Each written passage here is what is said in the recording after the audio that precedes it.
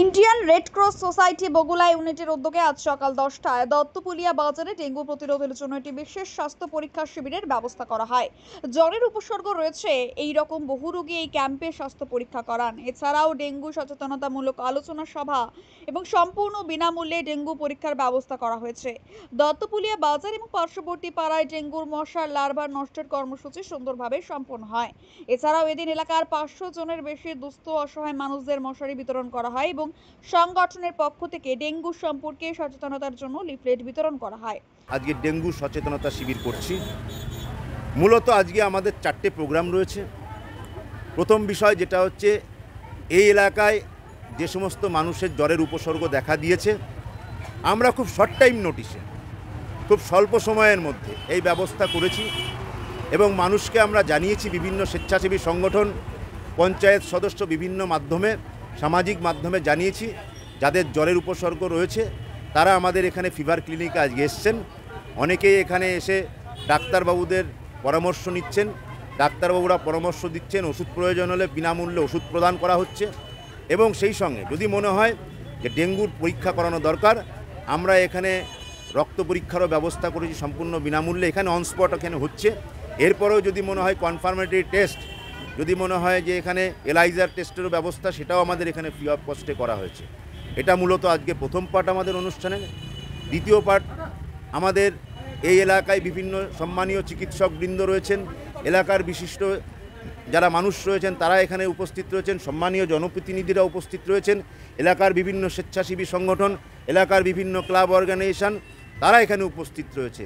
সকলে মিলে তারা আজকের এই ডেঙ্গু সম্পর্কে যে সচেতনতা বার্তা তারা তাদের বক্তব্যের মাধ্যমে তুলে ধরেছেন, লিফলেট বিতরণ হয়েছে এবং এর মাধ্যমে আমরা সমগ্র এই এলাকার মানুষ, সমগ্র নদিয়া জেলার মানুষ, সমগ্র রাজ্যের মানুষকে এটাই বার্তা দিতে চাই।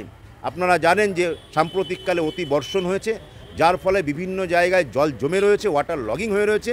তো সেই জায়গায় জলটাকে কিভাবে সরিয়ে দেওয়া যায় এবং যেখানে মশার লার্ভা তৈরি হয়েছে সেই লার্ভাকে নষ্ট করে টোটাল চেনটাকে বন্ধ করে দিতে হবে, যাতে কিনা আমরা এই ডেঙ্গুটাকে আমরা সম্পূর্ণরূপে প্রতিরোধ করতে পারি। এটা আমাদের আজকের এই অনুষ্ঠানের দ্বিতীয় পার্ট ছিল।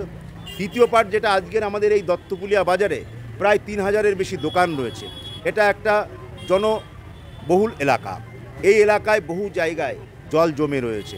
এখানকার পঞ্চায়েত প্রশাসন, এখানকার সাধারণ প্রশাসন, এখানকার পুলিশ প্রশাসন, আমরা সকলকে নিয়ে আজকে এখানকার বাজারের ব্যবসায়ী সমিতির ব্যবসায়ীবৃন্দ সকলকে নিয়ে আমরা এটাই অঙ্গীকার করেছি, আমাদের স্প্রে ওয়ার্কাররা স্প্রে করছে, যেখানে যেখানে জমা জল রয়েছে সেই জলগুলোকে আমরা সরিয়ে দেবো এবং সরিয়ে দিয়ে যেখানে লার্ভা তৈরি হয়েছে সেখানে স্প্রের মাধ্যমে আমরা লার্ভাটাকে নষ্ট করব। এটা আজকে আমাদের অঙ্গীকার, এটা একটা প্রতীকী অঙ্গীকার।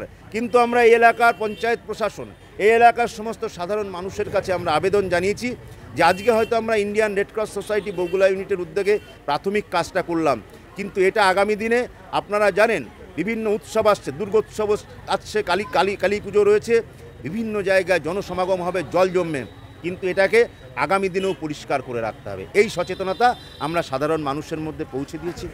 এরপরে আপনারা জানেন prevention is better than cure, অর্থাৎ একটা রোগকে যাতে না হয় তার জন্য কি করতে হয়, মশা যাতে না কামড়ায় অন্তত ঘুমানোর সময় মশারি ব্যবহার করা।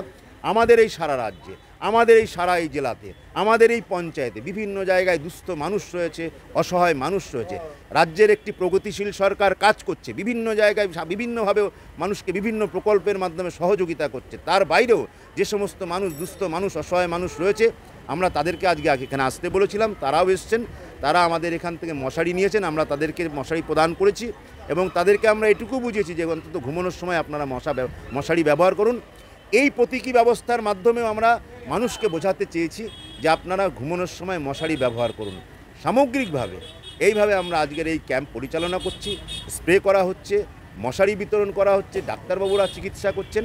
এইভাবে যদি আমরা টোটাল কাজটাকে কমপ্লিট করতে পারি, নিশ্চয়ই আমরা আশা রাখবো আগামী দিনে এই দত্তপুলিয়ায় খুব তাড়াতাড়ি হয়তো এই যে একটা জ্বরের প্রাদুর্ভাব যেটা বেড়েছে আমরা প্রতিহত করতে পারবো। এই ব্যাপারে এলাকার প্রশাসন সদর্থক ভূমিকা গ্রহণ করেছেন এবং আমরা এখানকার সমস্ত রকমের দলের মানুষ, সমস্ত রকম বর্ণের মানুষ, সমস্ত রকম ধর্মের মানুষ সবাই আজ আমরা মিলিত হয়েছি।